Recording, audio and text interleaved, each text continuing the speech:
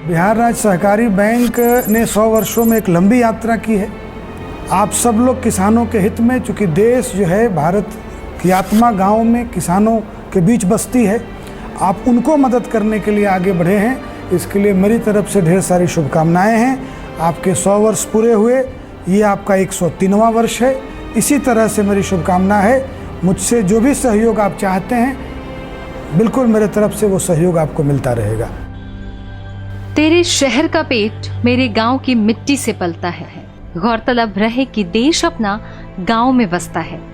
कृषि प्रधान देश की सबसे महत्वपूर्ण और सबसे छोटी इकाई है किसान, लेकिन इस किसान के हौसले छोटे नहीं हैं और इन हौसलों को बुलंदी देते हैं हम, यानी कि बिहार राज्य सहकारी बैंक। विकेंद्रीकृत विकास व्यवस्था में सशक्त सहकारी गतिविधियों का मार्गदर्शन एवं वित्तीय सहायता महत्वपूर्ण है। किसान का धान आसानी से बिक रहा है, उसका जो उचित समर्थन मूल्य है वह बैंक के थ्रू उसको मिल रहा है। 50,000, 1 लाख, 1.5 लाख का KCC उन्हीं के माध्यम से होता है।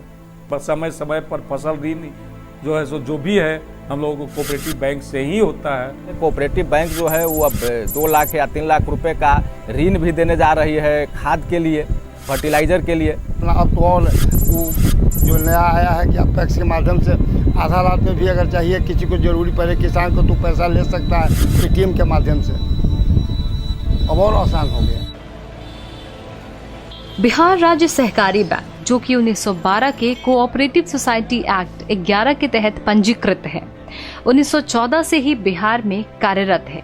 यह बैंक बिहार में त्रिस्तरीय साख संरचना की एक शीर्ष संस्था है और 8,463 पैक्स एवं 22 केंद्रीय सहकारी बैंकों का प्रतिनिधित्व करता है।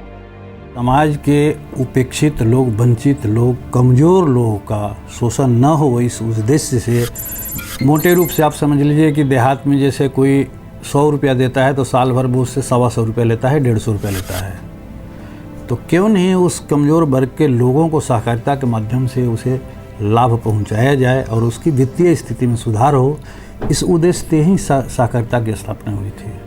100 सालों से अधिक कार्यरत यह बैंक आज एक गौरवान्वित मंच पर खड़ा है। आइए नजर डालते हैं गत वर्ष की उपलब्धियों पर। बिहार राज्य सहकारी बैंक एवं संबंधित जिला केंद्रीय सहकारी बैंक का आधार मूल रूप से कृषि ऋण है और इसी के तहत जहां वर्ष 2015-16 सत्र में 1522 करोड़ 80 लाख कैश क्रेडिट स्वीकृत किया गया एवं 753 करोड़ 34 लाख रुपया विमुक्त किया गया। प्रधानमंत्री जी ने ये लक्ष्य रखा है 2022 तक हम किसानों की आमदनी दोगुनी करना चाहते हैं। उसमें कृषि विभाग के साथ साथ सहकारिता विभाग की बड़ी महत्वपूर्ण भूमिका होने वाली है। समूचे देश में बिहार के योगदान को महत्वपूर्ण बनाने का काम हम लोग करेंगे, ये उम्मीद रखते हैं और इस पर ही हम लोग काम करेंगे। साल 2016-17 सत्र में 1882 करोड़ कृषि ऋण दिया गया। इस वर्ष बिहार सरकार द्वारा किसानों को उनके धान का उचित मूल्य दिलाने हेतु बिहार राज्य सहकारी बैंक ने 1768 करोड़ कैश क्रेडिट स्वीकृत किया तथा जिला केंद्रीय सहकारी बैंकों के माध्यम से 940 करोड़ रुपए उपलब्ध कराया।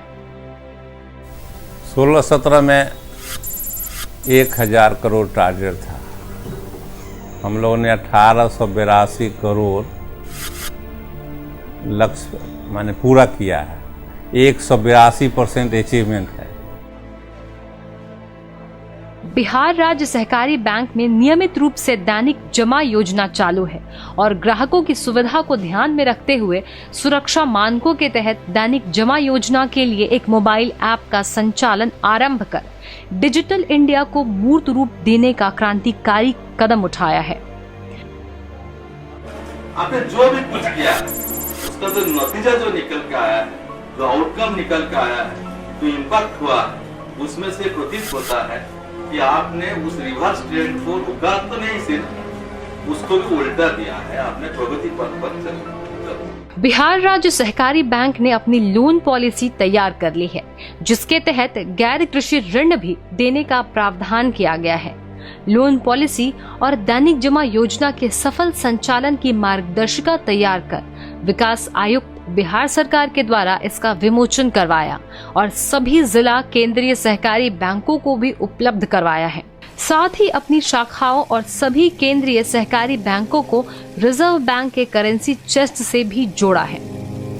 बहुत सारी नीतियाँ चाहे बहुत सारी पॉलिसीज़ जो होती हैं Bihar state cooperative bank formulate करता है, हम लोग उसको लागू करते हैं। जो भी 22 डिस्ट्रिक्ट सेंट्रल कोऑपरेटिव बैंक्स हैं बिहार में, और हम लोग अपना डिपॉजिट भी रखते हैं और मार्गदर्शन भी लेते हैं।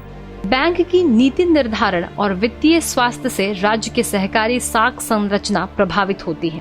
इसलिए बैंक ने मानव संसाधन के अभाव को देखते हुए IBPS के माध्यम से 436 सहायकों की नियुक्ति की।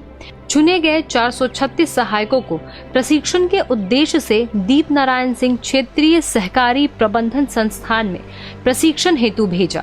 वहीं 7 सहायकों को सहायक प्रबंधन के पद पर और 9 चतुर्थ वर्ग के कर्मियों को सहायक के पद पर प्रोन्नति दी।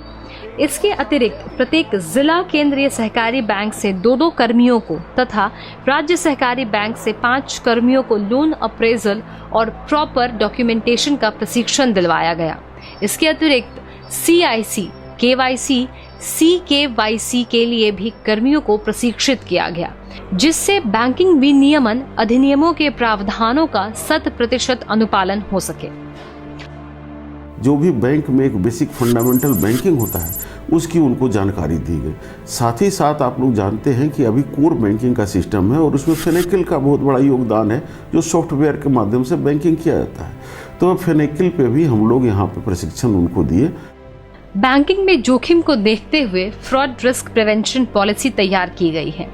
IS audit, concurrent audit, reconciliation कार्यों का लगातार अनुश्रवण जारी है और इसी क्रम में ऑडिट कमेटी की बैठक भी आयोजित की गई। गत वर्ष बैंक ने जहां जमा में वृद्धि हेतु राज्य भर में ग्राहक मिलन समारोह का आयोजन किया और वित्तीय साक्षरता के अंतर्गत ग्राहकों को जागरूक किया गया, वहीं राज्य के सभी सहकारी बैंकों द्वारा करीब 3.5 लाख किसानों को रुपए KCC कार्ड बनवाकर वितरण हेतु उपलब्ध भी करवाया। इसके अलावा राज्य में नाबार्ड द्वारा प्रस्तावित 134 ATM में से 61 ATM स्थापित और 715 माइक्रो ATM वितरित भी की। नई तकनीकी बैंकिंग के दृष्टिगत ग्राहकों को IMPS नेट बैंकिंग की सुविधा उपलब्ध कराया जाना प्रक्रियाधीन है। ग्राहकों की मीटिंग की है हर ब्रांच में, और उनको हमने अपने स्थिति को बताया है, अपने प्रोडक्ट को बताया, अपने स्कीम को बताया है। और हमारा एजेंट भी, डेली डिपो एजेंट है, वो भी इस चीज़ को प्रचार प्रसार कर रहे हैं। बैंकों ने फूड क्रेडिट कंसोर्टियम में 750 करोड़ का निवेश किया और बैंक के कर्मचारियों और ग्राहकों के स्वास्थ्य के दृष्टिगत रेलिगेयर हेल्थ इंश्योरेंस से समझौता भी किया है।